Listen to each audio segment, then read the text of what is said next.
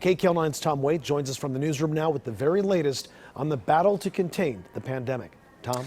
Hi there. Good evening, Juan. Well, the news, of course, is not good. The pandemic is raging in areas across the nation, as you just reported. President Trump is trying to convince the country the virus is under control, but his own experts are contradicting him once again tonight, saying we are nowhere near out of the first wave.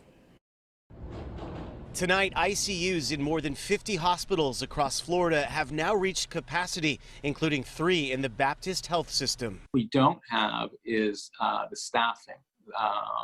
The nurses have been working relentlessly for over 2 weeks, and that leads to burnout. As cases surge, one Miami hospital is now going to be turned into a 150-bed dedicated COVID-19 nursing home.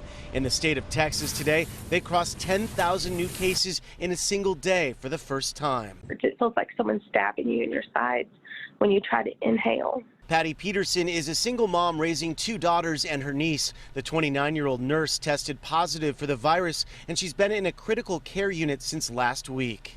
You know, everyone thinks it's blown out of proportion until you're the person laying in CCU who has no contact with anybody, and you're helpless. A new study out shows asymptomatic carriers to be responsible for the transmission of half of coronavirus cases. You could inadvertently and innocently affect someone who's really vulnerable.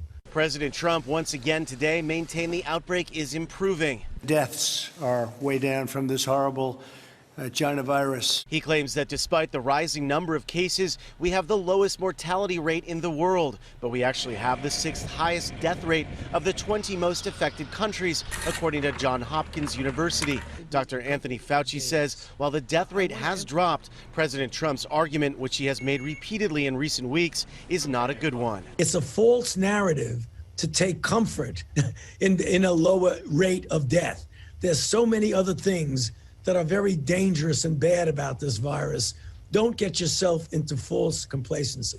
We'll hold you to it September. Also at the White House today, President Trump left no doubt he will demand schools reopen nationwide this fall. We're very much going to put pressure on governors and everybody else to open the schools. We're not closing, we'll never close. That's causing concern among some national education leaders. I dare him to sit at the back of that classroom and breathe the air of those little kids and sit there for 7 hours a day, 5 days a week, and then take whatever they sneezed all over him back home.